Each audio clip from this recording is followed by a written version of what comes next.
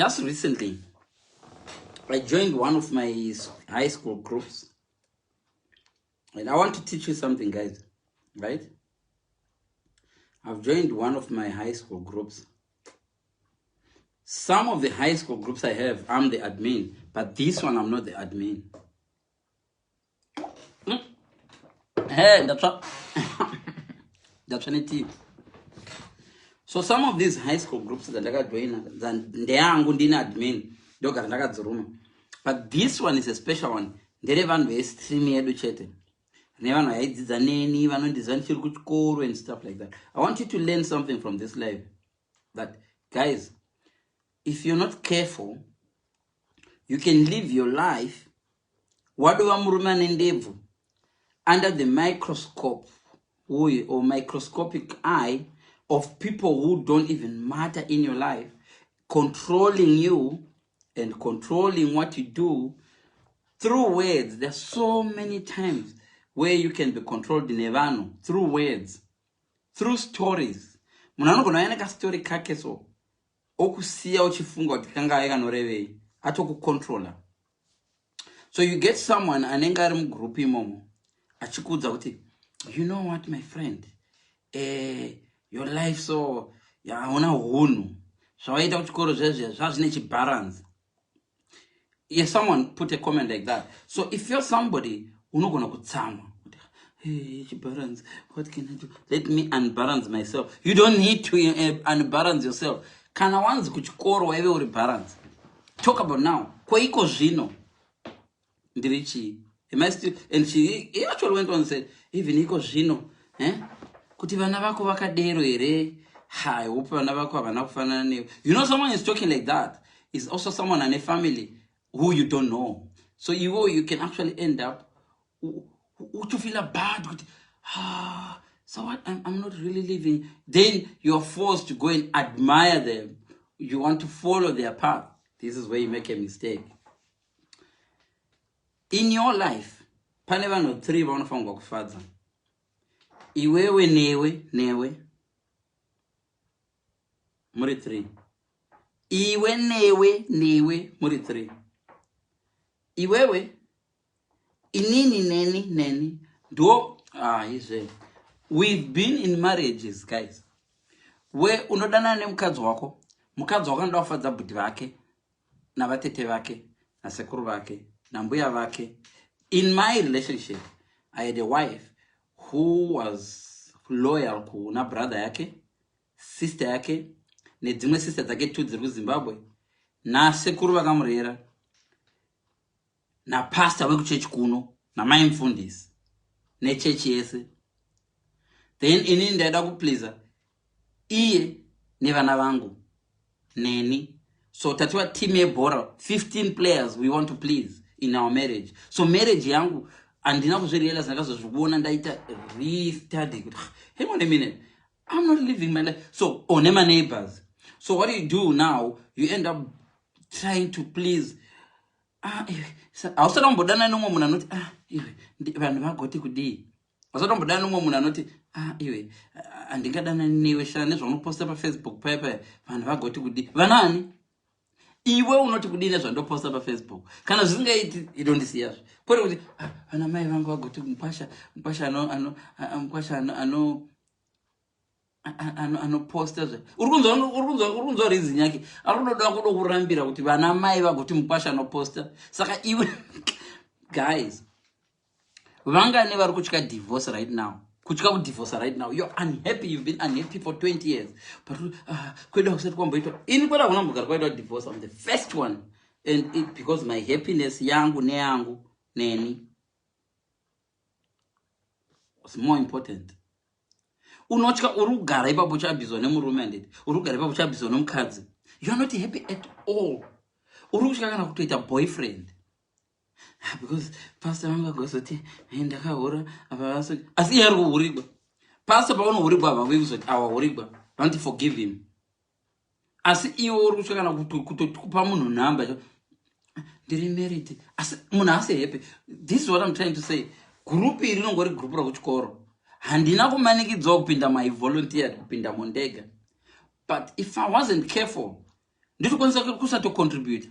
So what I did was fire for fire. Okay, you're saying Hans is right, ochikoro zvazviri zvechibalance. Fair enough. Do you know kuti chibalance chiri nani pane chidofo?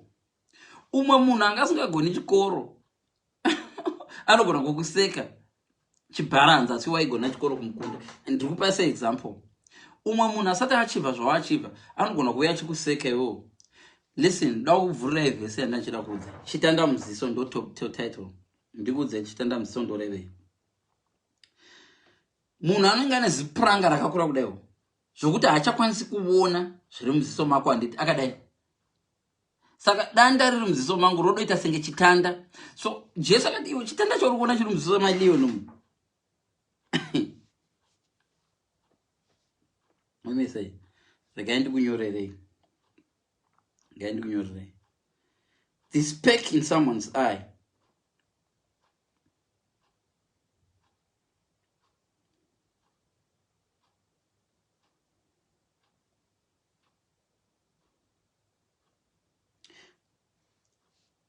King James Version, okay?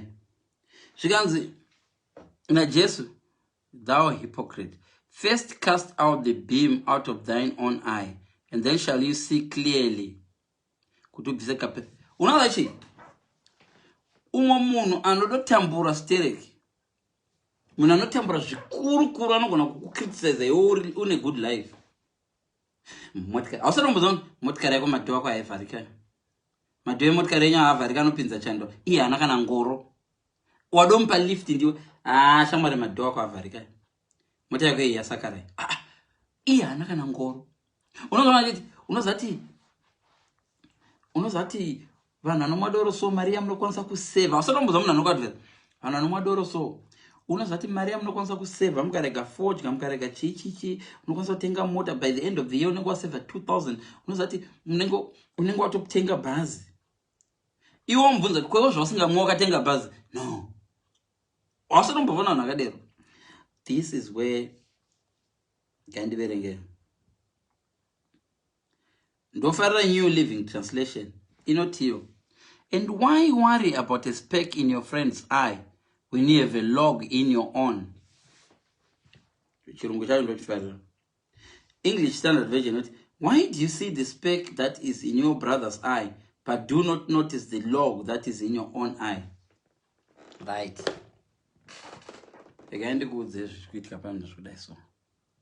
Vanhu vane maways ekukubhula. Ukaita opportunity yokudzokera mugroup rekuchikoro kwenyu, you will see the open. Go back unojoina group remclass menyu. Kune vanhu vanototya. Ndakuisa live one. Kune vanhu vanototya kucontribute mugroup rekuchikoro. WhatsApp group. Unoda unogona ngerine vanhu 100. Rinenge vanhu 5 shit vari kutaura. They're dominant. They're not necessarily bullies. They're dominant. But panogona kuita vamwe 3 vasinganyanyi kutaura but vanoya chingoti bo vachinja topic. Kana vakanoti haichinjike topic kuti kune vamwe vanhu vanotaurisa muno mugroup tatoneta navo takuzobuda iso. Usatomboza munhu anoti guys group rino rikaramba chidai takuzobuda. It's a way of silencing you.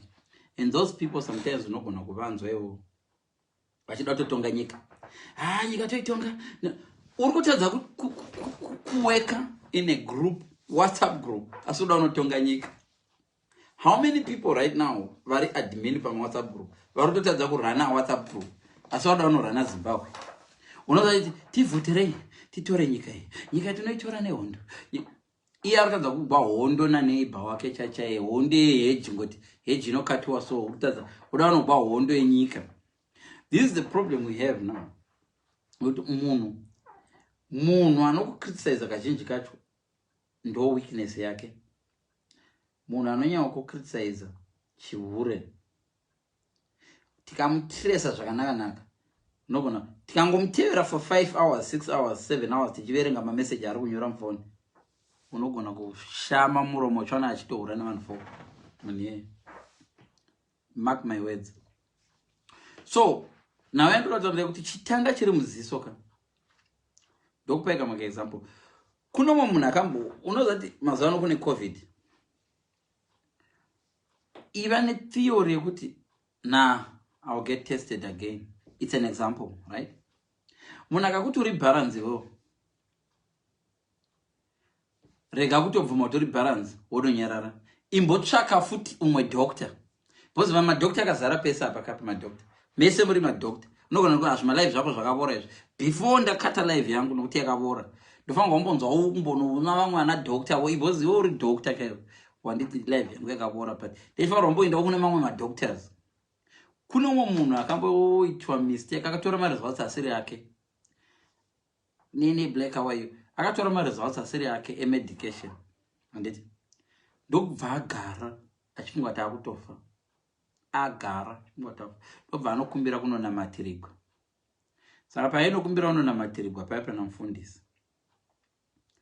Mufundisi akavanzwa shoko richivabudza kuti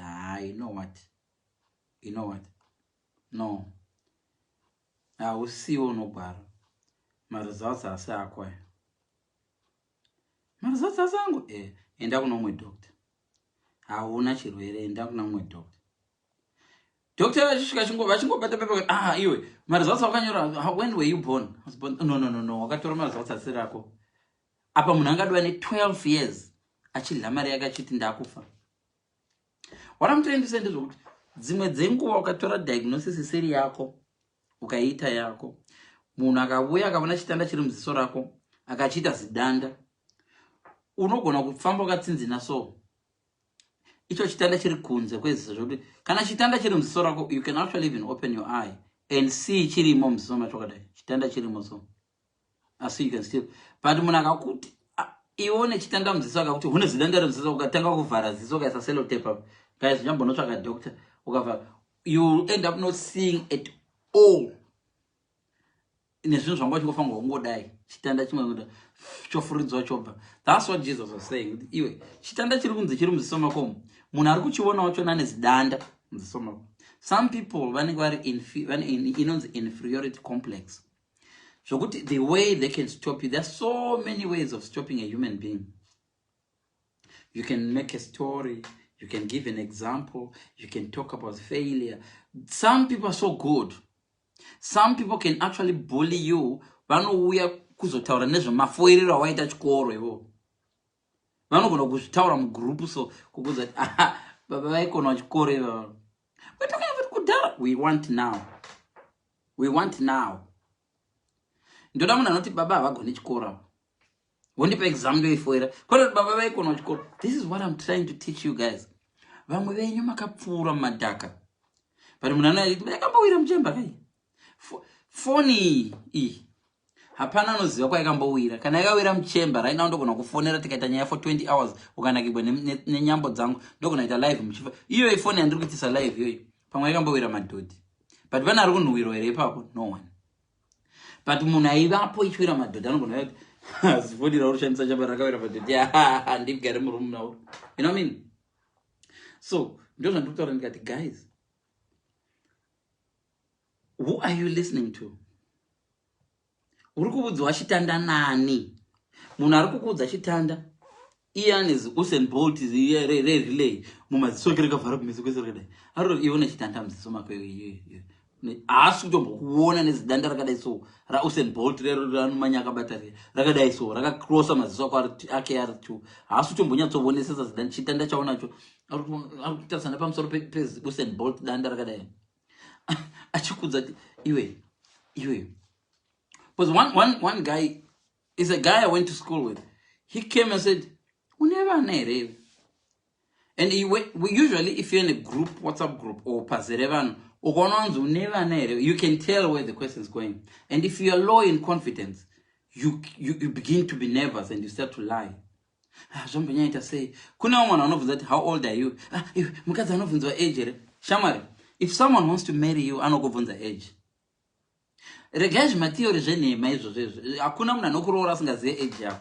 If you are looking for a husband, say your age. Make it plain.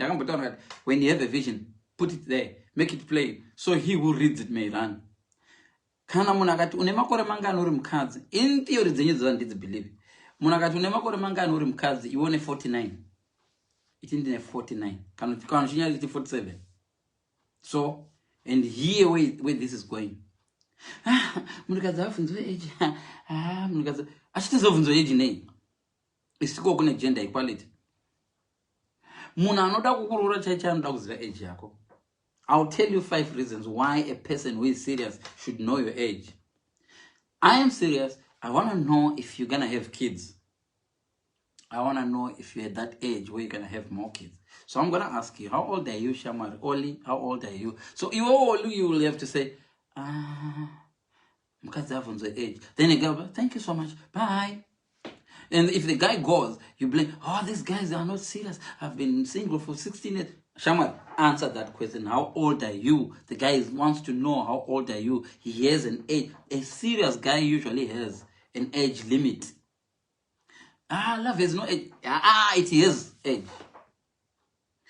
This is where you lie to yourself. Many people lie to themselves about things they don't know. So let me read comments, right? Timbo Tower. A guy will come and ask you on Facebook. Right, tutangapana nkoma Malvin, kune andadari kirero. So most of you guys will be like, you know, yes, usara ramire ban. You can get people's advice. Vanagati, you're gunyanya kumadoro. Don't say andira no. Counter mabia or kuno sure. No, ndinenge ndiri kumadoro. But don't let them control you. Guys, thank you for your advice. I'll think about it. Because ukanzi urukunya umadoro. Dora rire gusenge switch magetsi nonzi tsvi. Wobata nchado midoro. Before you find out in 2 weeks time, wazova nehavi yokumadoro zvazvo kuti doro ngonda ndakukanga wonomwa 55 mabhodhoro. Wadova more alcoholic than. So win yourself. Vanakatunya kumadoro. Analyze. Why is he telling me this? Is he telling me this because he loves me? Or is he telling me this because he wants to intimidate me? Some people will tell you good advice. Not every good advice is good. Sometimes good advice can kill you. Good advice at the wrong time can kill you.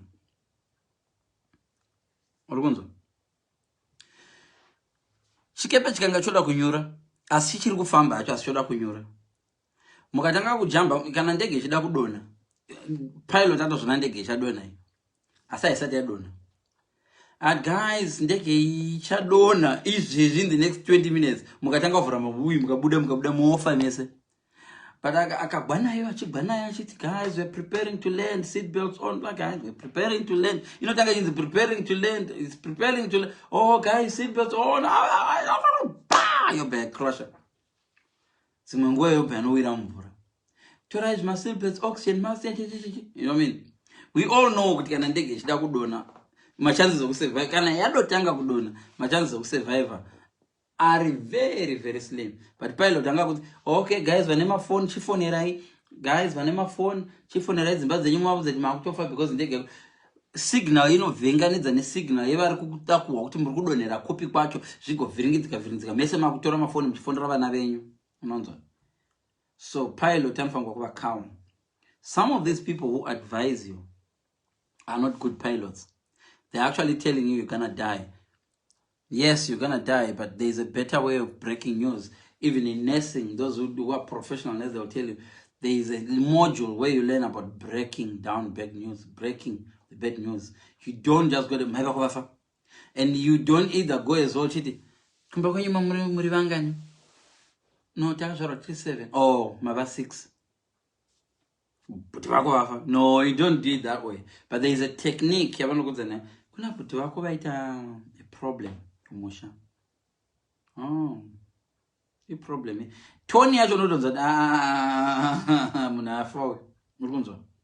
A problem, yea. I'm goro, but Vadona. Korea Vatsika Gombo. And if you're smart, is he okay? Did he make it though? Vaku help aku break a bad news. Zvino kune vamwe vanhu anenge achikuvenga hakuna munhu anofarira break a bad news somuroi. Muroi akauya kuzokudza kuti wafirwa. Iwe anokudza in such a painful way zvazvokuti nyangwe newe so unonzwa kuti yarufu kunogwadzwa. Afa. Apa pasina upenyu. Kune vamwe vanhu vanokuadvisa shamwari, let me tell you. Kune vamwe vanhu vanokupa good advice in a very bad way. In a very damaging way. Munhu akauya achiti wait yakanyanyisa sha. Iyi nyangwe nejima iperi. Wava big. Ari kukuudza nonsense. Ari kukuudza in a very damaging way how fat you are. That person doesn't love you. No matter how bad the situation is, haangauya achikuudza kuti hapana upenyu apo. Ozokubvunza kuti uri kuwa sei. Iwe wati hapana upenyu chandibvunza kuti ndiri kunzwa sei. Wauya uchitaura kuti hapana upenyu. Wauya uchindibvunza. That person doesn't love you. Topic inotiyo chitanda muziso. What we were saying ndezvokuti dzimwe nguva munhu ari kuona chitanda chiri muziso rako. Before you worry about chitanda chiri muziso rako, zvibvunze kuti ko iye ndi-inspector wezvitanda here munhu uyu. What makes him come to me azobona chitanda chiri muziso mangu? Why chitanda chiri muziso? Why is it become so special? Chitanda ichi chambova special sei chitanda chiri muziso mangu? 9 times out of 10 even the Bible says it. Ane Usain Bolt stick chakadai. Chacho romanya akabata Usain Bolt. But aromanya akadai. Akachisa kuface kwake azvoda haoni zvimwe zvitanda zviri. Chitanda chari kuona kwauri kwacho might not even been in your eye. Because zidanda ranaro rakabloka zvazvokuti ka ari kuona senge chitanda zidanda ranaro ndo rakatokwamuka. Rakaremberera chipisi chakarembera pazidanda ranaro ndo chaari kuona senge chadova muziso mako. Izvo iye vasatomboona kuti dzimwe nguva kana une mashedza kana ane tsvina ukatarisa so unofunga kuti windscreen unobayika nokucleana windscreen kasingazi maglasses ako ndo ane stain. Pamwe vanhu ari kukuudzai kuti windscreen renyu iri remotikari renyu rine tsvina, maglaza vakapfeka ndo ane stain abatwa nemunhu ane majarini. Unobayika nokucleana mota iyi haricheni, windscreen haricheni iri. Izvo maglasses aunawo iwewe. Vamwe vese vanoti vamwe vese vari mulife mako vanoti it's okay, your life is, you're doing fine, you're doing fine. So this guy, I was saying, WhatsApp group imo mumure kuchikoro. Of course ndakambopinda ndikambodzingwa ndikambopindikadzoka. My example ndoda kudza ndekudai so. Rega kuti munhu aikukontrola kuchikoro. Mapedza chikoro. Oyo zokukontrola mulife mako. Get a life. I mean, guys. Munhu aikukontrola vamwe venyu, you still have the friends that you had in primary school. There is an advantage and a disadvantage. Ukaona china ma friends awave now grade 1. You are not developing. Guys, I'm not saying konana ine ma friends enyu. Ukaona uchine ma friends wakadzidza nawo primary school akakwana ese, you are not developing.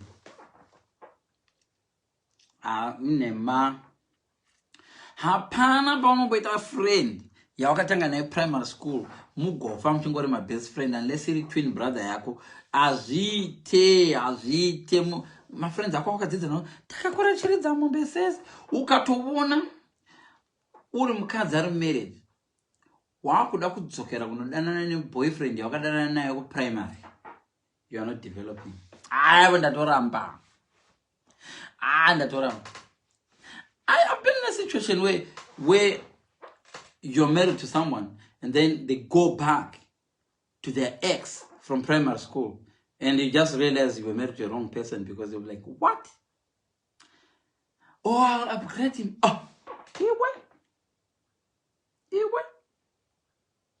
Stage yawaveyo zvino haufangi kunge uchikontroliwa nema-opinions evanhu vakadzidza navo. Yes, uri WhatsApp group. When you're in that WhatsApp group, gara WhatsApp group for fun. You are there for fun. Not to be controlled by people you went to school with. Listen, there's nothing wrong with going into a WhatsApp group. But ukaona wado kukontroliwa nevanhu vakadzidza navo. Vanozonditi ndakudada. Uchinzurudada kudii? Wonyara kutaura kuti une chokuti nokuti unodada. imwe yacho haisi humbleness, is stupidity. Fidzo, hey, una matracksuit akanaka. Ndina. Ndosvika kuti mozondodada. Kana kanaka, thank you so much. Ndibvunze kwanotengwa ndokubudza ndokutengesa kana kuti ndotonotenga mamwe 4 different colors. Kusvika mazoti akashata and even mukati akashata ndoramba nditenga futi. Because you guys, some of you guys right now paugere baba unotori nezvimwe zvinhu 3 zvauri kutoita so, not because you want, but because your friends from school or your friends, your neighbors or your mom, for someone from church, unotya kuti achazo hausati kana une zvinhu zviri kuitika mulife mako zvangu, but vanhu vagozoti kudii, vagoti ndaita boyfriend ne 2 weeks idzodzo ndatoramba nemurume. Why not? Kana wasingle unoda kuzoredzikwa Peter, okay, come and date now. That's what you're waiting for. Shamwari, ukabuda marriage naso karogwa mangwana ndekwavo iyo. It's long you worry happy. Iwe shamwari, apana munhu anofanira kuzoita referee. Now you can start dating. So, a lot of you are in marriages that you are not happy and you're scared. Andakadzidza navo agoti mukomana waidada naye uyoya kundo zvazokuita. Why not? Jesu aifamba nevadzidzi vake akarangwa nomunhu aigara naye every day. Peter wakati the rock. I'll build a church. I'll build a church. You're the rock. Iwe Jesu ndikutaura mwana womwari apa, ndikutaura iwewo zvako musoro pangu, ndikutaura Jesu akarambwa naPeter, munhu akatora achiredza hove akauya naye akafamba naye akadorova munhu zheve ikabva nemunondo zheve ikabva. Jesu so achifamba naye so 30 minutes later Peter akati handimuzivi, mufesi wamuri kutaura handimuziva. Iwewo zosvika hako classmate Peter. So what I'm trying to say is that my fans muripo, my fans aripo, and I don't want to do that. No watch my live. I'm going to my fans, and this is celebrity. If you want, you can call me that. But no, I take you as friends, because when I listen to you, as I speak to you, I learn also. I learn a lot about myself. I learn a lot about yourself through your behaviors, through your love and likes, through your comments, through your support. I learn a lot about myself. Ukaona vanhu 17 vachikuita kuti mere zenze, wati mo pakauya 1 million, ukaona vanhu 1000 vachikuita kuti fungo twapenga, wati mo ukazotevekwa nenyika yese, let's say wavamba Mnangagwa, unozvitira tsvinazvo. Zvino kana uchiti kana une vanhu 10,000 payawo paFacebook apa, umera zenze zvazvo kuzvidza celebrity, utotanga kutobloka vanhu uchishauta kukazonzwa minister, kukazonzwa vamunhu weOAU. So munhu usararamira umwe munhu. That's the other comment from imwe yachona timbona hanzi kuda kufadza vanhu. Yes, ndo zvandiri kutaura zvinhu zvazvo. Thank you so much ndilucia uyo. Metozela akararama ndiri kurehwa, right? Zvikasinzi very true. Very true. Mr. Pangana. Mr. Pangana is always giving good advice. Very true. Especially if you share a business idea, Nemuna notanga kuza Dimitris of taking the idea, but as if I can wait at that business before, but anombo garatengesa maswitch open. Yeah. This is a good one. Unozviziva kuti vanhu vese vakazodiscover America vakazodii kuti vadiscover America dzimwe dzaive nharo. Amunandinzwisisa. Do you know kuti vanhu vese vakakwira zvikepe vakapedzisira vanodiscover America, kuenda America kwakatoita inharo. Zvimwe zvinhu ukasaita nharo abudirire ndokubudza ndokupikira kudai. Chechi chaiwa hauivhuriwe. Bushiri uya.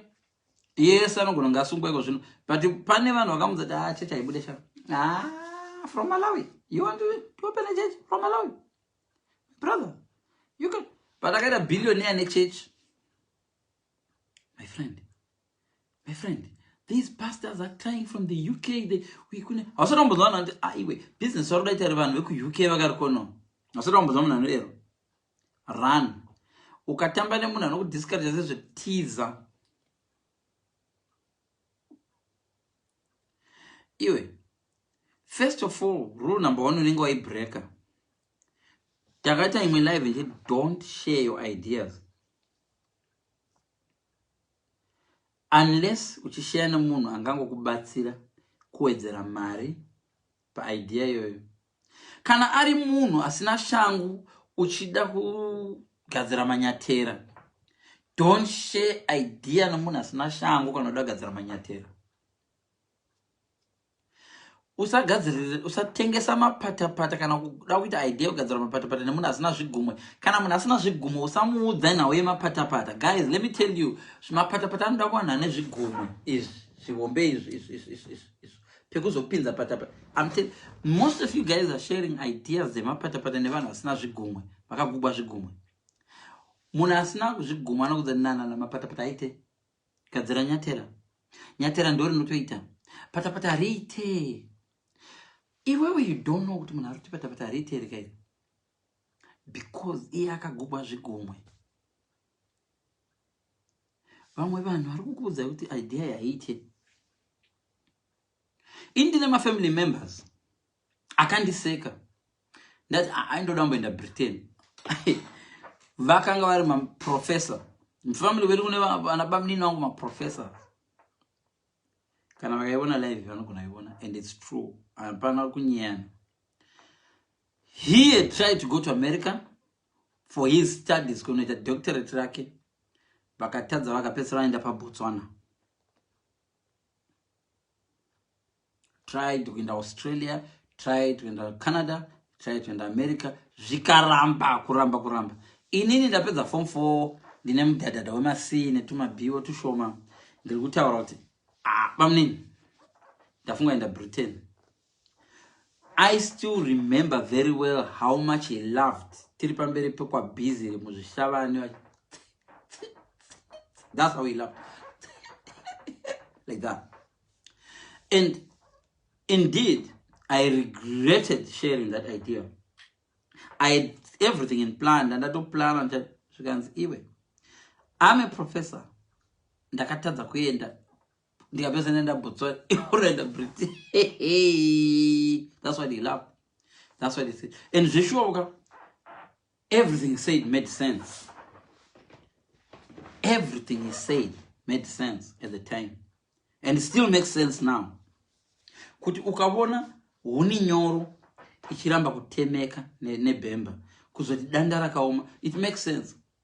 But that's not how the world works. Nyika haishandise izvozvo, yaitenderese izvozvo. So the rest is history. Ndiri kukuitirai malive pano, ndiri muno mu-UK and ndichitogara muno permanently kwete zvokudzokerai. So, and just on time, I finished school. Toenda ku next comment. Tombotarisa Liverpool. Anoona team in Liverpool. Yakambotenga vana ngoku mamwe players. Man U, cheche. You got 30 years, no. 24 years, no league. Munakana league ya mawina. Vanhu veLiverpool vakatenga Andy Carroll 35 million. Vakaitwa chiseko chenyika. Urunza. That's Liverpool for you. I don't know, but okay, guys, let's quit. Man, you go over. Apo man, you go over. Chiraka chaseri next day. When Arsenal win, bet the season was not believe. Liverpool chitika. Ikaroba na man Arsenal Liverpool. You know the Everton ndi draw. You know the Wolverhampton 5-2 nya 3 nya. Kushika zaratza kuti unoita 1 step forward, 5 backwards. 1 step forward, 5. The only person asingabudiriri munhu anoita quit. Munhu anogwa achimuka, guys, musaderera munhu anogwa achimuka. Munhu anogwa achimuka ari dangerous. Munhu aunofanira kuderera munhu wokuti ukarova anovata. Hope chidhakwa. Chidhakwa kwachiti ba. Chikawa choridza ngonono. Vakambogwa nezvidhakwa. Indaigara ndakakwatura zvidhakwa. Ndine pamuromo kabata ndimwe doro. So ndenda kumabhawa okay. Bhawa ye. Apa ndiri kutaura senge chidhakwa. And inini ndine face yokuti munhu wese even vari kuona malive angu vazhinji munoda kundimamisa ipapa vakawanda vanoda ndirova ipapa ndine fesi yayo kuti kungoiona kuti mufesi anoda kuonerwa ndambomukwatura ende kazhinji ndo pazvinongozoperera because unobva wasvika wangu kuti handikwaturike one ndinoti pandairova zvidhakwa so zvidhakwa zvazvaita zvaiuya zvondidena indozvipindura bheki ndine rafu animona muromo wangu zvakaita ndine rafu isingaiti saka ndaizvipindura rafu chidhakwa chocho nditi choti dzvee chokuta chosatsarika chindau pachinozodzoka manje ndobva ndati dzvee ndobva ndachisanganidza saka waiti ukachirova pana pachidhakwa apa chabva changoti game nehope straight away ndo vanhu vari dangerous vakadero ndo vanhu vari vaunofanirwa kurula out in life. Someone that you punch and they go on the floor.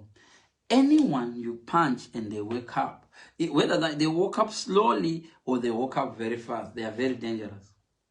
Munhu waurova akawira pasi akamuka shamwarira ukamurova futi akawira pasi akamuka ari dangerous. A person who never gives up.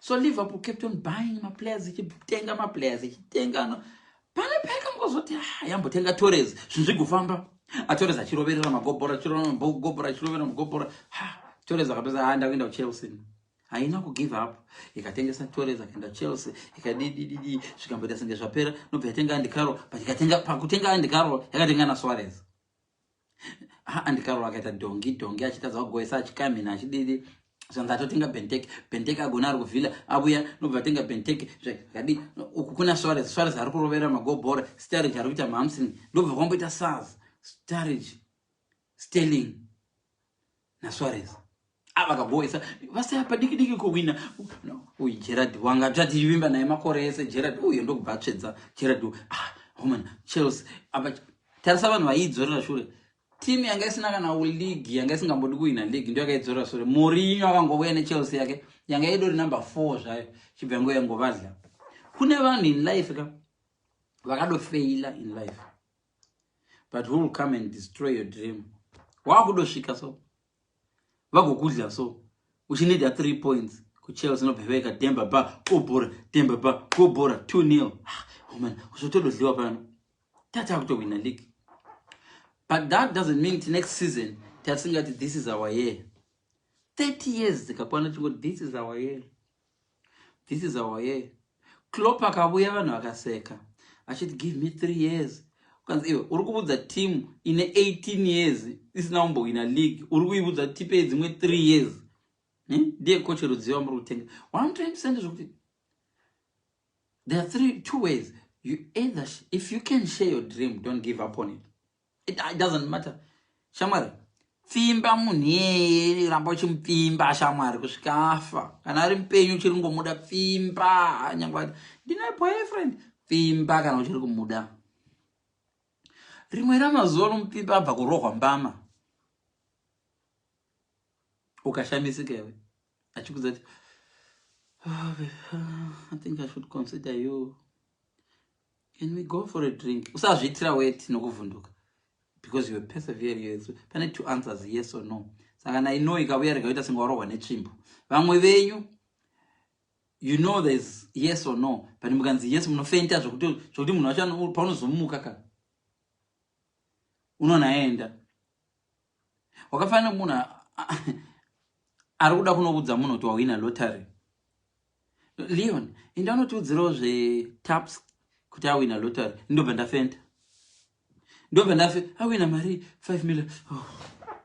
Inini ndindiripangwa unobudza uye kuti awina lo ndakufenta inini. Ndozvimwe zvamuri kuita izvo. So I'm saying nini chitanda chiri muziso ichocho. Icho chitanda chiri muziso icho. Chauri kuona icho. Chabonekwa muziso mako icho. Don't concentrate on chitanda chabonekwa muziso.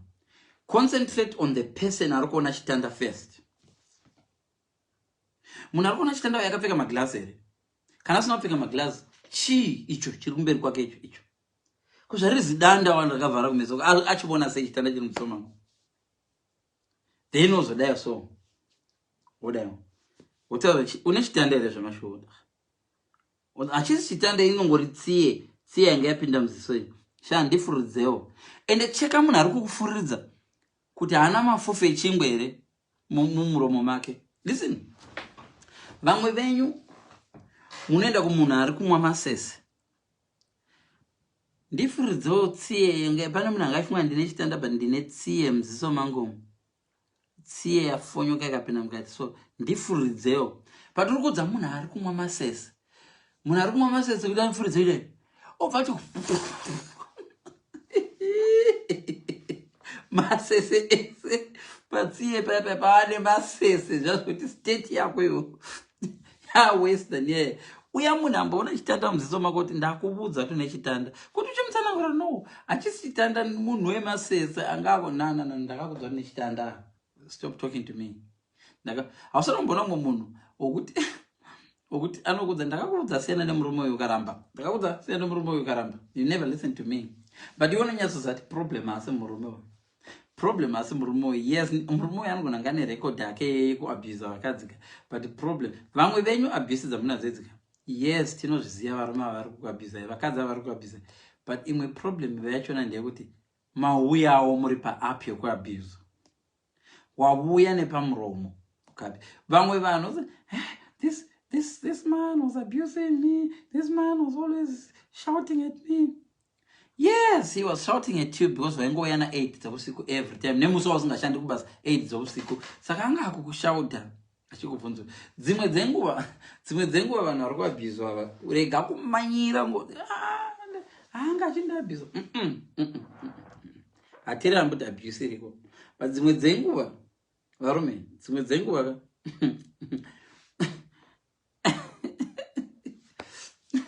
dzimwe dzenguva vanhu vari tiri kuabhizwa vane app yacho yekuabhizwa. Hanzi ndakazvichembedza handitaura angu chaiwo ndototi +4 years, right? Ini ndotogara ndakazvichembedza. Okay, ndogara ndakazvichembedza. Tachitaura zvemakore papa. Now listen guys, if a guy wants to marry you, he'll ask you awkward questions. You are calling those questions awkward, and they are awkward to you. But to someone who wants to marry you, they are very serious questions. Imimi manje ndo ma questions amunovenga iwayo. Ma questions amunoda ndekuti, do you want to go out for a drink? That guy is so sweet, and let's go out for a drink. No, hadi kukuroora uyo. Aroda kuti umwe doro dhakwa goku. Muna nokubvunza nezvamai vako on a first date. That guy was so boring. Amunibvunza ndiye munhu anoda kukuroora manje. Aroda kuziva kwaari kuroorera kuti kwakamira sei, mune hunhu hwakaita sei. This is the problem. Sometimes marasika zvazvokutika vanhu vanorasika muupenyu zvokutorasika zvazvokutika kana rodhi riri right ikabuya so inoluka like yakabhenda iyo iriyo rodhi riri right. Unozoti ukanyatsorasika chokuzvokurasika chaizvozvo kunhu kwanofanirwa kuenda kunopedzisira kwakulukatangika kusango ndo zvakaita vanhu vazhinji. Chitanda chiri muziso mako chikahighlightwa nomumwe munhu so akauya akati mira ndifuridze chitanda chiri muziso rako iye amwa masese akawedzera chitanda masese pamusoro pechitanda chiri muziso akati masese akabuya muziso rako unoita bofu. Vamwe vanhu vanouya kuzobvisa chitanda chiri muziso mako neburimbo vanenge vane chewinga mumuromo dati bvisa chitanda chiri woti choita zviballoon so wachifuridza balloon roba rati bha pamaziso ako zvoba zvanamira dai ubva wasara uri blind. He was trying to help me. He's a very nice guy. He's not. This guy is not trying to help you at all. Hakuna munhu anokubatsira sezvo. Hakuna munhu anokubatsira achizofuridza muziso mako yamwa masese. Hakuna. Munhu amwa masese anokuudza mira ndimbotsenga gavi uku. Otsenga gavi. Omwa mvura. Ochukuchidzisa. Osvipa. Achifuridza muruoko rwake kuti aone muri kubuda masesere. Odai rurimi rwake. Achiklina rurimi rwake. But mira ndinokwesha mazino. Yes, it's taking too long. Don't be impatient. Kurumidza shandi kugwadzo. No. Mira brush my teeth. Haundifaririwo. Brush my teeth. This guy aruzatanga chimwa masese. Anda kuzokufuriridza muziso asina masese. It's taking long, but it's a very good method. Zvino imimi nemashortcut enyu. Business rangu remapatapata. Wewo zvozotraya patapata rangu. Urutraya munhu. Mapatapata anonzi maflip-flops. Nato mapatapata. Urikudana munhu asina zvigumwe. Wewo zotraya mapatapata angu. Obva apinza so zigumbo rake riri. Design rudziko iyoyi. Naiwe. Zvotengwa nani izvi? Wagadzira mapatapata ari ball. But munhu arikuda kuita arikuda kutraya mapatapata ako aya. See you're the right customer. Kana uchida kutesta chikepe, hauchidrive mucity center.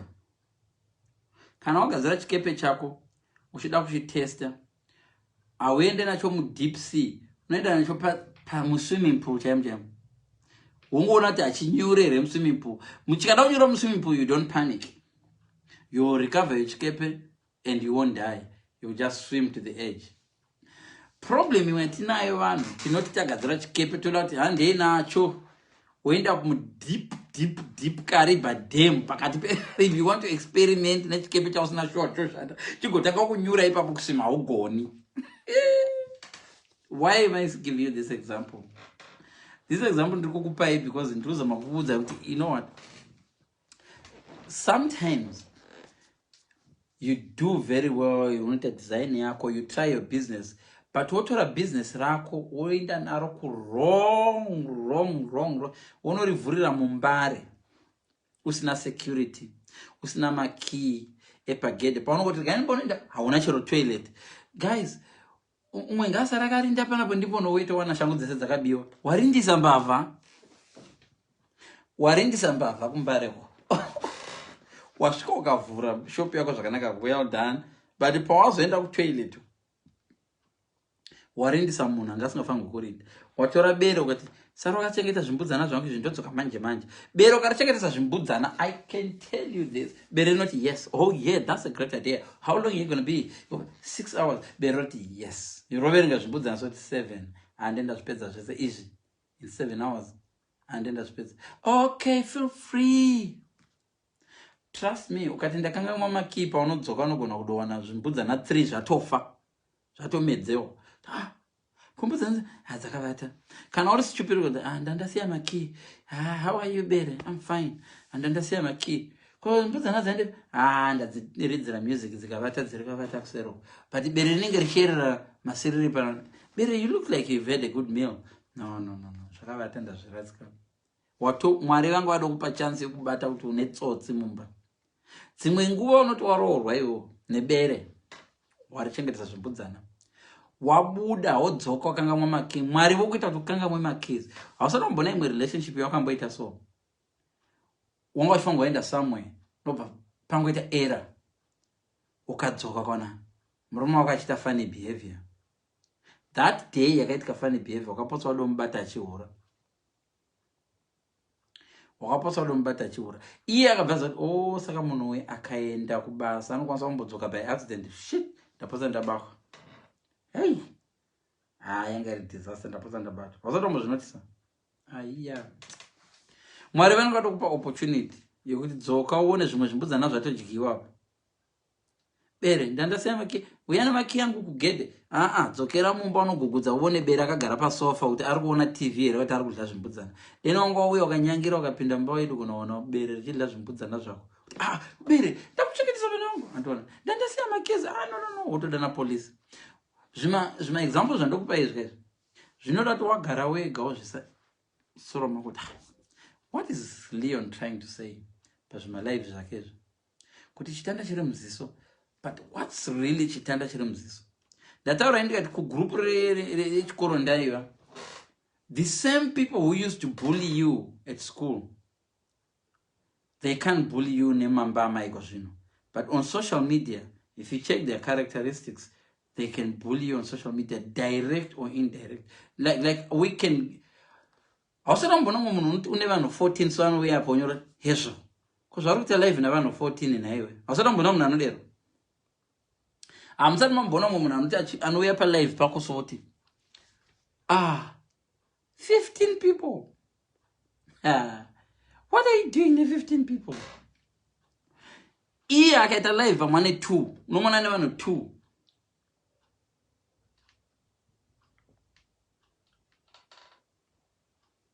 Vanhu ndivo vanopinda vachibuda. And inini ndinogara ndichiti, when you look at my lives, live haisi mbeu dzairehwa naJesu dzedze. Haukaunte mbeu, unokaunta zvakohwewa. Nokuti dzimwe mbeu dzinowira pavhu rakanaka, dzimwe mbeu dzinowira pamabwe, dzimwe mbeu dzinowira dzimwe dzacho dzinotodliwa neshiri dziri muroad. Vanhu 19 kana kuti 1000 vanenge vari paFacebook panga. Vamwe vanongoti vachiona maziso angu so, vobva kuti wow, he's got big eyes. I like those big eyes. Pandinongoti, but I don't like his voice. Vati va 18, wanabva. Umoti, kogera rudziko ikoko, maiwe, tochi ichocho. Maiwe, hezvo, kuchi. But ataura zvine musoro. Waita 19. Mfeso uyu. Arifani mfeso uyu. Obva ataura nomoti, guys, hande kulive yako ke hande. Vava 15. Handi kuita 20, vava 15. Vamwe vouya voti, I'm bored, shatova tapi kunzi, tingotandira paFacebook. Pane chimwe chinhu chiri palive, uyabone. Obva atega mafriends ake, woteerera. I like his cap. Muti kuseyasina ndokuga ndimona necap asa nezigomba panapa nezigomba ane mhanza inosvika kuno boita speculate tirambe tiri palive tibone kuti mhanza iyi anobvisa kepese waita live kusvika yapera 3 hours zvingoti nemafans izvo vakamirira kutobvisa kepese vangoona mhanza vabva vadeni pavanongobvisa kepese ona wane 2 people ona 2 people. So ndo mbeu dzedze dzakamboti kure dzikazokura muminzwa dzikadidididi ndo mbeu dzachona idzozo. Then kuna umwe munhu anongoti every time paunoita live anogara akabata shaya so ane kabhuku achinyora manotes. Imbeu iri mumvura kanaka iro chinyora manotes. And it becomes your fun. That person dzimwe nguva anoti achiona live yako so ona. There are times when don't live yangu share was 75 times. Indi no share ku 3 groups, but don't live yangu share was 75 times. I don't know those 75 people on my groups and then my groups. Vamwe vanhu vakatozoya panapa nokuda kwemamwe ma groups and asingatombovazivi. Ende vamwe vanhu vanongouya vakanzi they are watching. Havauya havasi ma friends vangu vanongoteerera vachienda kwavanogara. But my live vangu mamwe ndozvindotasindwa ndi 4,000 views. How do I end up with 4,000 views in 2 days? Inini ndakanga ndine vanhu less than 100. At most ndine 112 viewers. But live zangu dzane. So you are popular, more popular than you think. Then one day uchifamba uri kukariba kuona mumwe munati Fidzo. So what I'm trying to say is don't go by what you see. Nokuti iyo dzombeu dzacho dzawira mvura kanaka. Kune rimwe futi idiot rakazouya rikadzvara usiku. Maparables akasiyana ndoda kuabatanidza. Mbeu dzakapinda mvura kanaka idzodzo dzakangoti dzimwe dzadliwa neshiri, dzimwe dzacho dzakadoseka dzadliwa neshiri atiti. Madliwa neshiri madonhera murodhi mukadliwa neshiri. Isusu madonhera paruware hapana avhu apa isu tiri mvura kanaka. Yay! But chimwe chimfesi nobva chauya usiku chikadzvara wrong mbeu imomo. Chimfesi chakadzvara wrong mbeu chaida kuti munhu anosakura uya asakure good mbeu by mistake because mbeu yacho yakafanana mashawika nerukweza zvinhu zvakadafanana. Same family. Zvakafanana neguta nemashu. Guta nemashu isitaidya mashu kumusha. But tasingafi takaita mistake yekutora guta. Ukatora zvese zvine thorax, zvine chichi, zvine abdomen, zvine chichi takaita ku science. But guta ridliwe. Poison. And guta uchingoribata so unodoona munhu wacho kuti guta risikuita. One thing to say is kuti mbeu dzacho dzaseka but rimwe rakazoya usiku. Thank God munhu airima wacho he was clever.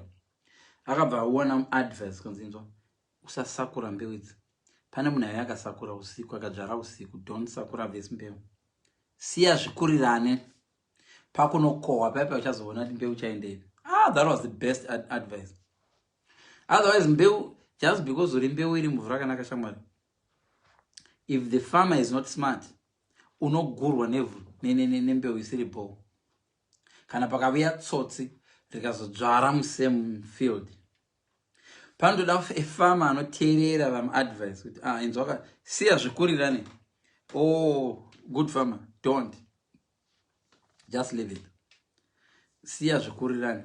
So what I'm trying to say is that you are not living your life for anybody. You're not even living your life for your husband. I lived my life for my ex. Ndaidana ex. Ex aiva so loyal kuna budhi vake. Ari so loyal kune sister yake iri kuno. Neimwe futi loyalty kuma sisters ari kumusha 2. Nevamwe futi sekuru vake vakamurera. Nevamwe hama dzake 3. So aida kufadza vanhu 8 in your life, including my parents vari 2. So iye nditaura ex wanga aida kufadza vanhu 10 apa. Oh, plus pastor nemudzimai wavo, so 12. So vanhu vaida kufadza i12. Hatisati tomboconsider vangu vandoda kufadza inini. Iye adova ne12. He's married to me. We're like, we're happily married. From my Facebook, I'm married, we've got kids. You know, but that, okay, tinevana 3. Ndoda kufadza vana 3. Kuenda pa 15 vake vavo. Ndinoda kufadza vana vangu 3. Ndoda kufadza iye. Ndoda kuzvifadza neni. Ndamusirira achida kuzvifadza. So aida kufadza vanhu 16. Iye already ane chat rakera vanhu 16. In marriage, some of your marriages are like this. Unoda kufadza mai vako, sekuru vako, mbuya vako, baba vako, vatete vako, then nyingwa yako, zvese. 20 people varoda kufadza. Uri 1. Asati tombokonsida side remurume wako. Murume wako waasenherera ane vabereki 2 vasingadi mukadzi anopfeka matrousers, vasingadi mukadzi anopema musoro, vasingadi mukadzi anoisa lipstick, vasingadi mukadzi ane magaro. Iwe une zvese zvandataura izvi, unoisa lipstick, asi unoda kufadza vamwe vanhu vako 20 vasingadi mukwasha anomwa, vasingadi mukwasha anotaurisa seni, vasingadi mukwasha ari kuUK, vasingadi mukwasha anodaidai, vasingadi. So iwe une zvako 15. Indine zvangu 15. So we are trying kuti enjoy marriage yedu. Tine zvinhu 30 zviri kuti control. You need to learn this, guys. Not only 30. Vanhu vari mugrupu rako, kwewa wakazoenda kuchikoro here? Oh no, handina. Uruda kufadza vanhu mugrupu mako nekuti wakazoenda kuchikoro, waenrolla kucollege, course yausingadi kuita. Uruda kuti vanhu vari kumusha vangu zati wakaenda kuchikoro. Urunoita course yako diploma in kurima shozhowa. It's a diploma. Oh, now ndakuchikoro. So you're trying to please vanhu kuchikoro kwavo uchinyora. Sometimes ausatombona mwana, guys, ndine assignment. You don't really need that assignment. You don't really, but someone is, it's a pressure. Yokuti ndotopuwa pressure kuti todati vanhu vandakadzidza navo ka vaziva ndakazoita form 4. Ndakazopedzisa chikoro. So you don't really need that form 4, but urikuita. So unoda kufadza vanhu 16. Indoda kufadza vanhu 16 tane 32. Hakuna marriage chafaka mboshanda. Vamwe venyu muri marriage right now because vamwe venyu are married because it's illegal to kill your husband. Vamwe vanhu right now they are living only because it's illegal to kill them. Kukaiswa mtemo kuti munhu anobvumisa kuuraya murume wake kana kuti mukadzi wake. Iwe unovigwa iwe. Why live nomunhu wakuda kuti afe? Pressure. Vanhu vagoti ndakaramba mukadzi azviti, ndongomirira kusvika afa. So, Anzia, the last breath must have been very painful. What a horrible death. The scars will never leave you. You are ruined. But usawanzire Ganas wejira. Ganas andamboiwanzira ndotowanzira angu Liverpool yangu. Friend from Crash. Guys, I want to tell you the truth. If you're still in love with a guy you dated at primary school, really, yes, that's true love. You were soulmates. If you're still in love with someone you dated at secondary school, really good. I praise you. You've got similar vision. Unless if you are now just stuck. Do you know you can actually be stuck in that relationship because you are scared people at school kumakazorambana makazorambana. Do you know what unogona kugara nemunhu forever iwo usingamudi just because unotya kuti vanhu vekuchikoro kwako vaikuziva muchipengesana muri mudriveway vanhu vagoti zvakazorambana ka aninaniko vavatadana unoziva telefone 4 pepe kumakazorambana vakazorambana. Do you know what vamwe vanhu you're only married because someone is so scared about the reaction that people give.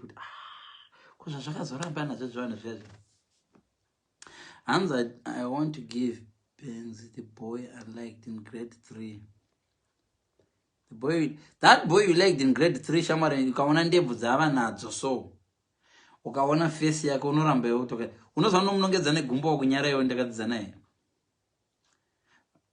Enda pa profile yake ono munhu wakadzidza naye grade 3. Why did they, your schoolmates, do to you? Teach. No, they didn't do much. All I was just saying, I went into that group and we were just talking, Momo. But somehow, the people who were powerful back then, when I say powerful, I mean the people who were kind of bullies, but we didn't know that they were bullies. Sometimes the bullies will use opinions. They will call that opinions, but arimapfumo. Hausatomboti kuna munhu ndipozve food yako yokudya iyo ita yekukanda achida kukutema nayo ndipozve visi rekudya ari murori but achida rokuku munhu anokupa visi anokuda haakupi visi achikuposhera naro anokuti gama like this.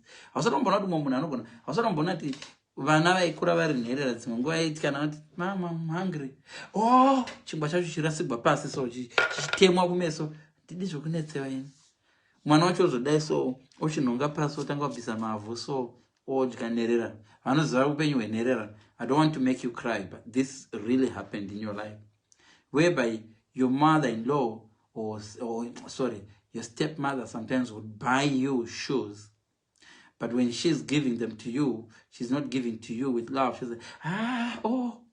like man, tiri kunetsa waifunga kuti ndikutengeri bhutsere bhutsi dzacho dzokutema pamberi apo uti mabhora angu aiwe mabhora angu ndatema thank you uri kuchema chekuruyema chi ndodzitora ini dziri kukwana here nyangwe dzichishinya yes dziri kukwana uri kutotya kuti akanodzosera dzimwe nguva inopesera kutotorwa cash onzi chazopfeka manyete.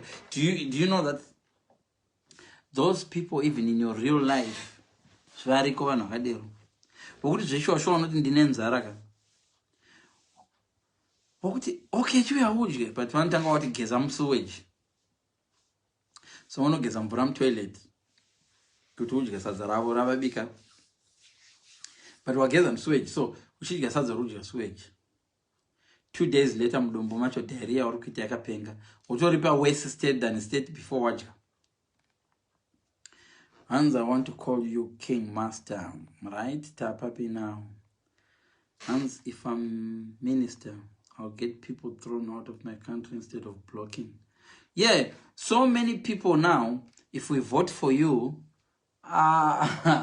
okay, you want to lead Zimbabwe, but you can go shout about block. Do you know who blocks you know that person who blocks you there?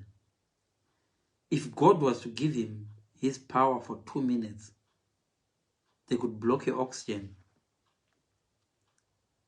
Leon Ononyeba. Muna no block up Facebook. Akapewa chance na mari. Kungopewa remote na mari. Okay, this is your remote control for the next 15 minutes. You are God. Boom. Iwe, vanhu vese vari block apa munhu yano dzima oxygen dzavo solo. Tino munobeka nokutenga makofi nemimi. Thank God asi mwari munhu. Ay. Kuku block kuroti out of my face. Then imagine that guy was a prime minister, president. Urukum anu ya sezo. Aku block pa Facebook. Chi imagine ade anga president. Unotoregwa passport iwe. Kano kandiwa muchikurubi.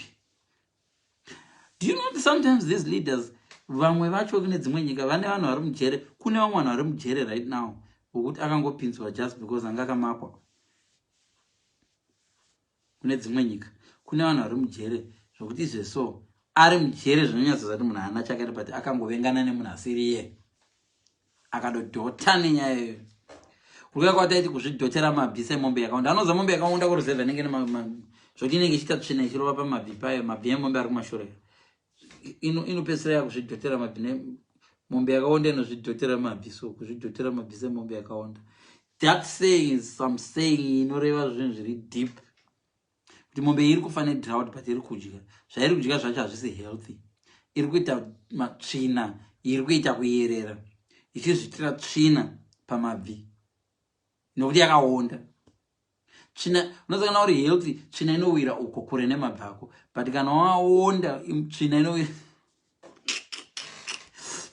inonzi kuzvidhotera mabvi semombe yakaonda. Masayings anga ari very tricky. Hands I'm stubborn. Hands I can't make it. I'm making it. I can't write. I'm published. I'm not relevant. Shamwari unonyora bhuku rako ka. Munaga kudza iwe Shakespeare akazo. Ungati aitotamba na Shakespeare. Do you know kune mama books akanyogwa na Lord of the Flies? Asina zva Lord of the Flies rakazonyora Marechera akanyora bhuku akanzi akupenga. Do you know that Marechera Google Marechera. Unono mugugula marechera zvishogona marechera anga akapenga anga kutopenga marechera ungana marechera ugona pakanzi marechera ipi ugoti saka ndava marechera. Oh no, I'm not writing my book. Iwe do what you want when you want. Iwe kana moyo wako uchida kuti daytime Chinese zvokuti havana chudu uchanozviti iwe ndo uchazozvavudza bozi mhunga dzamuri kunzi kumunga kuna ipwa uko. Vamwe vanhu vari kuti kumunga kuna ipwa uko vakabvako havana kupinda mumunga macho, vakangotarisa so vakaona vakati hakuna ipwa. But munhu akadzidzvara manje ipwa dzacho anoziva dzirimo but dzakakura horizontal, dzakatorwa nemhepo dzikawa, dzirimo but dzakadonha dzakarara pasi. Iwe kana ukanzi kumunga kuna ipwa ka enda mumunga macho wofamba netsoka muforo munga haitwe in lines ka handizivi kana ikumusha kwacho. So munga yangokushiwa like this. Pataikusha munga sekuru vaitora mapfunde epwa vokanda mumunga imomo.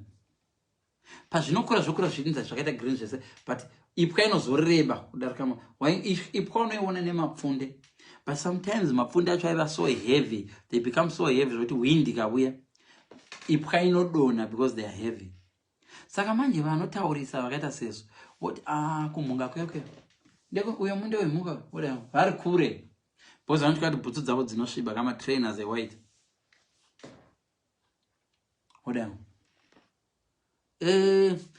Guys, let's go. Kwenda tabva nako kumunga kuna ipwa.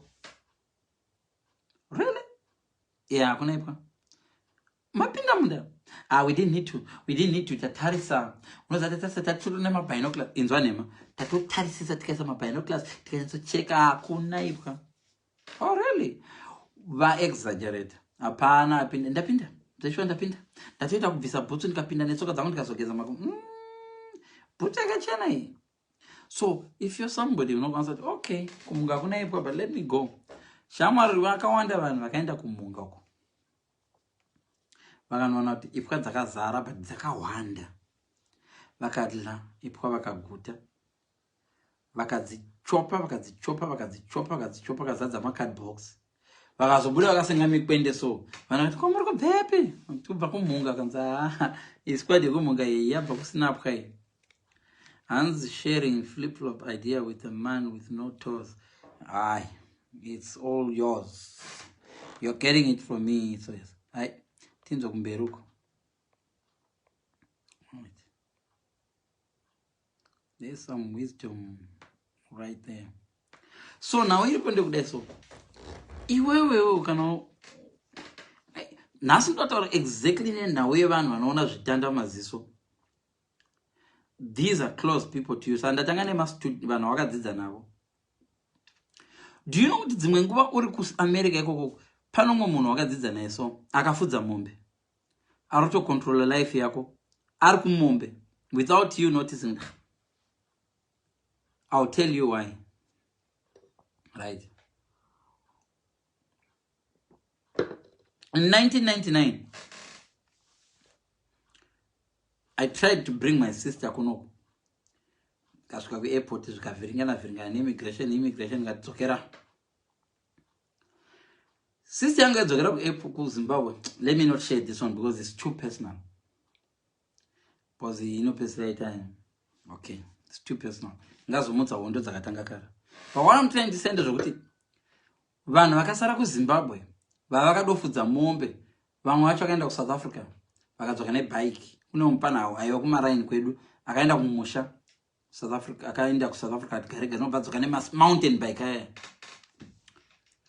Vanhu vakati auya nebhasikoro waya unozana kuruzevha nopa mbiri ka. Ini ndiri kuUK kunoko. Guys, do you honestly think someone who is living in the UK Fidzo will compete namunhu atenga bhasikoro kuruzevha? I'm not being funny, I'm not trying to be cheeky or what, but ndikutaura kuti ukavona uchiri kuita competition nevanhu vakaziya kudhara vakavhudza madhongi. I'm not saying disrespect them, but the vision yako inofanirwa kuchinja sha. Kana wakugona swimming ka, hauchaswimi kumadziva ekumusha kwenyu. Wakupota uchienda kuma big swimming pool. Haungati kwanza varume nda expect yekudriver. Uchingodriver ku same place kwakadzidzira driving. Kana wane license, unoonekwa nokudriver chero kwaMutare. Unoonekwa nokudriver chero kune imwe nyika yaukaenda kuzisi I drive everywhere. Ndine license. Kwati ndine license but nokudriver kugokwe chete. Yechamwe license yako iri boyo yekuti unongoda kudriver kugokwe chete. License yangu iri boyo. Nokudriver zvishava nechete. Boteri kwandotla boteri kwa. Iwe chama license yako is it real kana kuti license yekumndosho? So I'm trying to say ndezvokuti munhu ari kumusha avakaimba yake one room ine mawindow akadai. Unoziva mawindow yakadai, zvitina zviviri zvinoita triangle so kudai so. Zvokuti kana ukarara pamubhedha, kana une mubhedha ukarara wakashonora ziso one so, unogona kuona mwedzi kuti mwedzi uyo uvete zvako nepachiburi ichocho. But mwedzi ukangoti kwire mbijana, chiburi ichocho hauchaona, unenge uchiona kuchena pazhe. Zvokuti mosquitoes haafungeka tu, haachike kupinda mbaveno, udoyenza ichipinda nepawindow iroro dzichibuda kana dzaguta. Avaka munhu iwe uri kuUK, avaka munhu 2 rooms dzake dzakadero. Do you know kuti kuvanhu vari kumusha vanokutarisa kuti mupana mwana ane musoro uyu indava avaka dzimba 2 kwenye ari kuUK. Hana kana chambotumira mari yekudya. Do you know what happened? I was here. So my son was still in Zimbabwe because ndakasiya mwana wangu ane a year, less than a year. So this is what I did. I wanted my son to come here and become a footballer. So the first thing I did was to buy a football boot, a size 3. Mwana wangu mkomana muombe uya ari kutamba bhora zvake, but he didn't become professional. But ndakamutengera tuma boots twakadai so tuma shooters nebhora, mabhora 2 ndikatumira kumusha. My uncle, who is a pastor, many of people know him, he went on stage and started preaching about me and how senseless I was. And vamwe vana vari kutenga marori from the UK, uye ari kutengesa tenga chikumba chaCharveki. This is a true story. So this is someone who is my relative who is actually preaching with ari kutenga chikumba chaCharveki. To them chikumba chaCharveki ibhora nditi rapombe varungona mombe yakarawa. But to me, I'm seeing a vision yekuti mwana wangu akazouya kuUK in 2 years time, 3 years time, ange ane skills efootball, ndozomuendesa kuma teams, kuacademy, otamba bhora. That's me. Mwana wangu vision. Mubereki anoita vision. Vabereki vedu vakati manikidza kuenda university. My dad forced me to go to uni. I didn't go to university because I wanted. I just went to uni to make my dad proud. If you give me a choice right now why I went to uni, I'll tell you the truth. I just went there to make my dad proud. And if you ask my dad, why did you want me to go to uni? Ndoda kuenda paUZ, ndoda kuti upase, ugopfeka gown. To him, pride yavo ndongopfeka gown, ndakapfeka gown vakamira paside ndakadzisa mwana wangu. That's what he wanted. Gown rechi degree racho chero. chero Pollard, political. Pollard ndo degree raitwa nevanhu vema-arts. Waigonaenda kuPollard neshona. Shona geography also. Funny Shona divinity. Neimwe subject, chero chimwe subject. Kongoita 12 points, waigonaita Pollard. Degree yokuti kuUZ vanhu vazhinji. Ina ndakaenda kuUZ. I didn't make it actually. But Shona ndakaita B. Divinity ndikaita chiko. Ngari chiko at that time. D. English literature ndikaita chiko. Handaunombosvika 10 points. Because mabhuku ndasingaverengi nekuverenga handidi. Even kumasters I never read. I don't read. I hate reading. I browse. What I do, I browse. Even novel rachichiri ndakariverenga zvenharo zvekubhakwa. Because ndichiedza. What is chiedza on about? What is chiedza? What is this novel rakona kuverenga zveforce? Inini handifariri kuverenga. I like to browse. Because ndikaverenga sometimes ndopesera nditofunga kuti chiwa kuAmerica kune shangu. But ndichiverenga without concentrating. Oh, kuAmerica kune boots, majacket, ndichitodai page so. Hausatombozviona guys kuti unogona kuverenga bhuku so kuverenga 4 pages. Kana usiri so engrossed on it. Pabhuku racho usina uisa pfungwa dzako dzese. Unogona kuverenga Bible. Ungoguma ndaguma no ari muchikepe but what happened? Ndadwa kuna Exodus. Genesis. But auna zvawambonzisa ngo uchingoverenga mavara. Auna vara raunodarikira nechitodaiso uchidarika. Neba Abraham akazodaida Isaac aparofunga shangu. Aparofunga chimwe chisikana chako chawambodai nacho kuzvishavane kuti chichiri chipeji icho chiyacha. Wangona pakanzi Sara. Pakanzi Sara akazo unosara uzoti Sara uko chiverenga zvaAbraham but ukutofunga Sara wako wakamudai naye primary akakurovesa na teacher pepe waba peni yake. Because your mind is reading. Your eyes are reading. Your mind is thinking about Sarah. It happens a lot. So my dad wanted me to be at university. But and the university, you are forced now to kurarama life. Also don't bona to so you always want to up your scale. Why? Why do you have to do that? What? Okay, let's say ndasvika kwavakadiscover that ndambozopedzera ndaenda chikoro ndakafudza mbudzi nemadhongi but ndakachena. Does it make any difference? Okay, ukavaudza kuti handina kuzomboenda chikoro ndakatozogumira uye asi uchidriva ziBenz uchidriva latest Mac.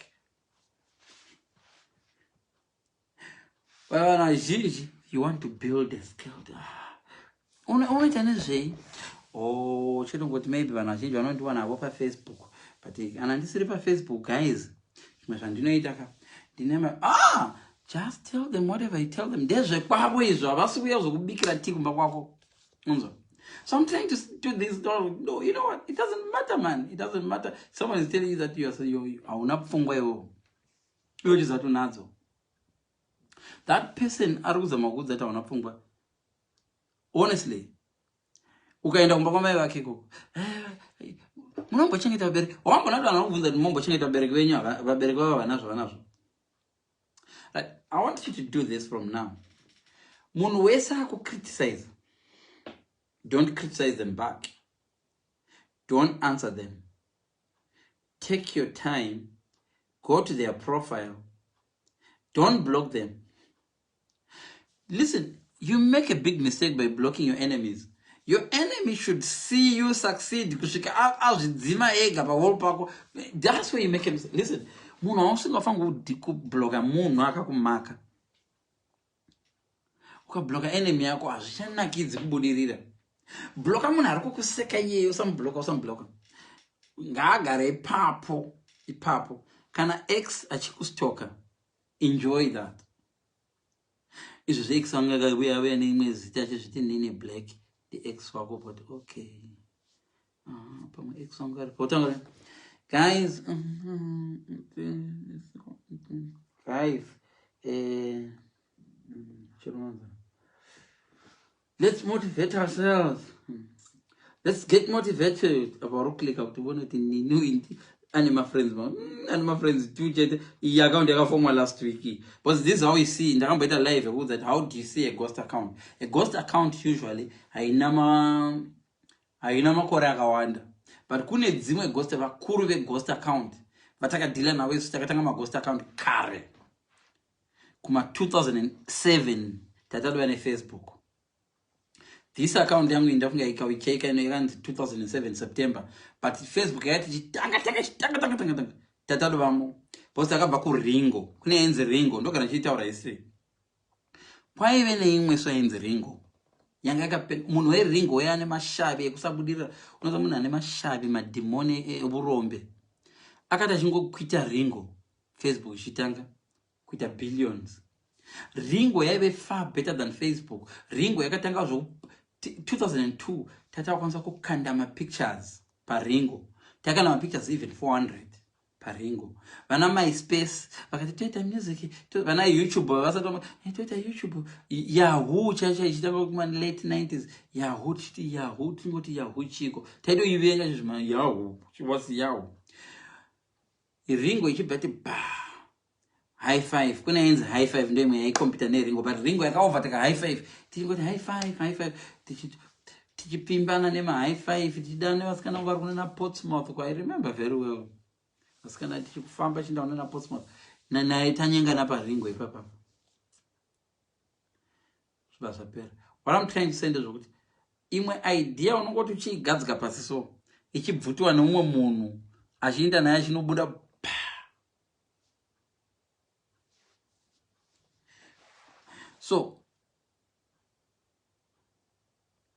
So what I'm trying to say is what if this person is telling you,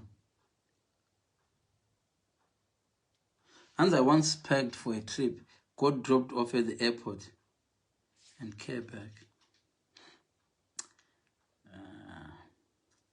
And I know these people. Doing a live with just me is better than a million. Yay! Could show 16 devices. I have 6 people watching my computer screen. Ooh.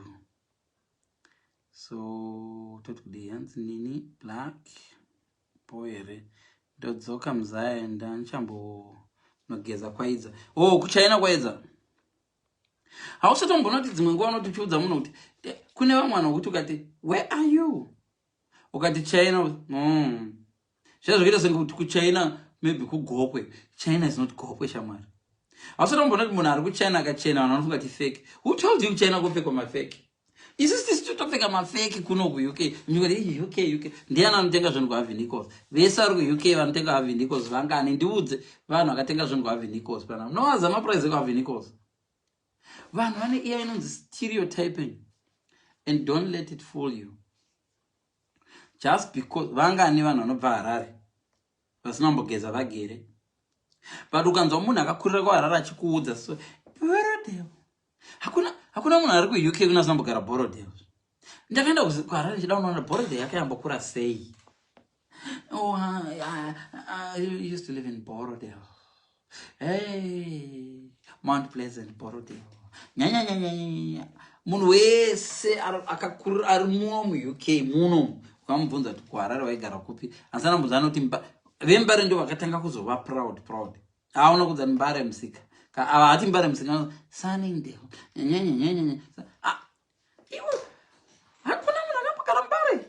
Ndi Tiara chete. Tiara nokudza ndakagara mbare. Tiara ndokudza. Ende sometimes vanototi ndakagara mbare vanenge vachitonyeba futi. Ndio vakadogara kusiri mbare. Iwo bva kuidza skill yakuti navedo here. Ndozonya. You know the guys ndakakurira kuzvishavane. Kwamazviwa ndikagara kuchifu kunharira tichiverenga mabhazi anamoaera aenda kunana bhuera uchiti mashongwa bus service kukura kurero mabhazi ese ndo aziva nemusoro boss imba yedu yanga iri paroad so taita kutotamba game rinobva kunderangu rinoenda kunderangu iri green ndorangu iri ndorangu icho chiLeyland taita mashedza mamwe yacho taita mashedza AVM panda richangobuda AVM toti AVM Leyland kumaruzeva takakugara but vanhu vese vari kuUK pakataura navo izvozvi right now kuti huni, what is huni? vamwe vanhu vane mavanga pana pakawigwa nehuni vachida kungwengwa rimwe zivanga riri pachidzwa pabe musikana wake ari kuti akakurira Borodeo akadonekwa nehuni achida kudya magogonanzvi. Zvinozainzi magogonanzvi aikura pagavakava so umwe akarumwa nzeve yakazviba yakarumwa nemagwa akareacta nanhasi vanga racho riripo. People are living a lie. People are acting. Goffman, if you've done sociology, there is a guy anonzi Goffman.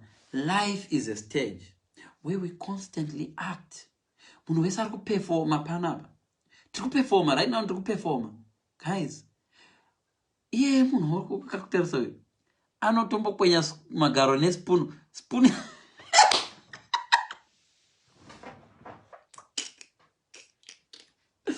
Iwe, pane mahabits ari kuita nemufesu uyu ari kuda kushamisira uyu. Anozvikwenya magaro nespoon. Aenda naye achinodyira mubedroom but guys, people are acting. Mina yangu ikavava panapa ndiri palive. Notandira. Iwe kana ikati ndiri mubedroom ndonyika sigumo. Wapedza noza chidevil chodudi. Come on, finish my son. Guess what? Chidevil chechidudi. Kana wadai munhu. Come on, chidya. Devil anoti kudika kana ukazvikwenya magaro. Vanotamba na devil. Come on, muri hama dza devil mese musana ndinyebera. Ukakwenya magaro devil anotinohwidza. Hakuna munhu anozvikwenya magaro devil agoreka kuti but you are acting. You guys are acting. The problem is you think you're fooling. Yes, you're fooling many people. Many actors are fooled by other actors. What is your lifestyle yabo? Right now, ndigere panapa. Pamwe nyangwe underwear anda kuteka. Njogo ipfekere nji papana chinorara, nyangwe papana chinogeza njirara. But ndikada kuactor senge mna nende tikazosimuka pano ndikona afito. That's why I'm not standing up ndongogara ndakadai. So it's life yacho is full. Kuchurch you are acting. Pafundis they are acting. Ukamona mfundisi wakachiparidzira unofunga kuti unoza mfundisi vanochemerera vari pamusoro pana mai vavo madam vavo. Oh my pastor. Unozati murume wako iwe tikamutanga chiura unomuramba iwe usina evidence but papa vako vakanzi vari kuura vamwe vapapa vasungwa ku South Africa uko izve zvari mujere right now but tikati papa vako iwe never touch the anointed man asi munhu akachiti murume wako embavha ndakagarira zvona imwe mari haisvika mba iri kudlwana mahore akubada we are acting here. Wapedza ipapo vamwe venyu munotukana so wakambona kana vari vanhukadzi vanogona acting unozoti vanhu vanotokana mamba so kuti go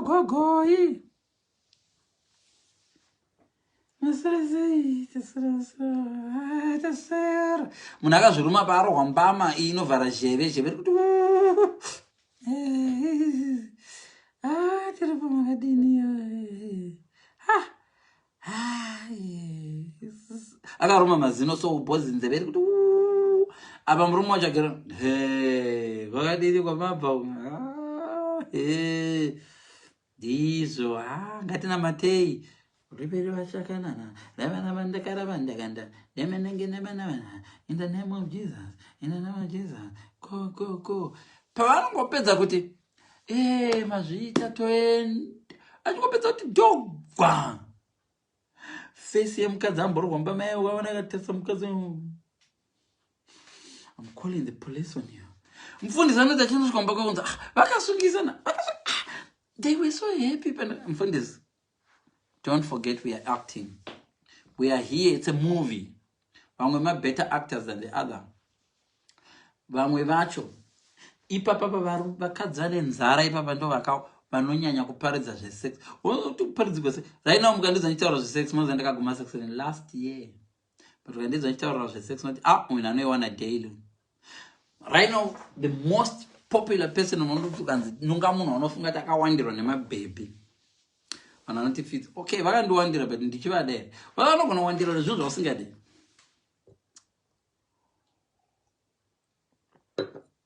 Let me tell you guys.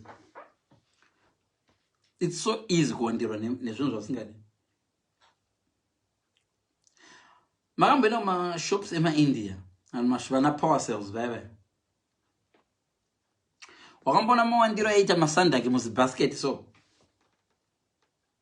iwe masandaki aizara basket kudaiwo zvoti ukapusa waitenga side rimwe waitenga sandaki dze one side ndio zvakaita relationship kana uri single mune zisaga so remasandaki.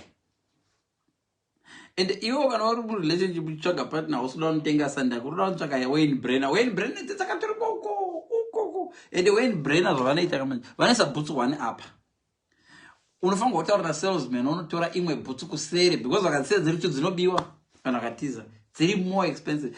Boots dzakachipa ndo dzaiswa muzisaga pamberi pedoo papa utsinyambo kada kutiza nadzo dzoita $1. Ndio zvakaita relationship kana uri single. Kana uri single kune zisaga revababy rema available married and single. Kune vanhu vari available vari single. Koya vanhu vari available vari married. Vese vanonyenga zvakafanana. Listen single woman. Munhu ari kutamba newe nanda kukuroora vanonyenga zvakafanana. Unotozoziva kuti uyu munhu ari serious nemibvunzo yanokubvunza. But kana uri stupid unozoziya wane nhumbu akuramba ndipo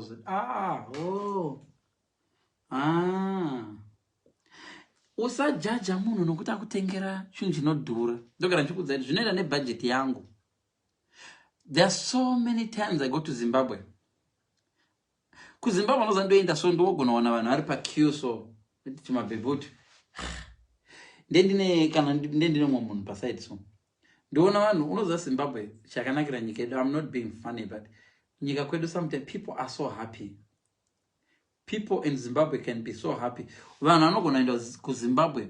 Don't underestimate life yauri kurarama ikoko nyangwe chitambura kunyika kwauri ko kuChina, Zimbabwe, America. KuZimbabwe kune vanhu vanoita 2 months vachisevhera kunotenga macream donuts. Musi 28 November toenda akakutonotenga macream donuts ku menu shop inotengesa macream kana kuti chicken in. I'm not joking. So anoplana in 2 months in advance. Kuti tichazonosangana. This is not a joke, right? So sometimes ndinopinda kuZimbabwe ndendo Zimbabwe kwete. Vanoti fitso. But when I'm in Zimbabwe, those who know me, ndowanzopfeka mashorts andakasiya kuZimbabwe ikoko. Ndinehembe dzandaipfeka kudhara ndiri kuZimbabwe. So ndopfeka idzodzo. Saka kana uchida kutsvaka munhu anopfeka makala kuZimbabwe unogona mushaiwa. Unogona kuona ndakapfeka viscose. And 9 times out of 10 kuZimbabwe vanhu vanenge vachitondiseka. Panozoona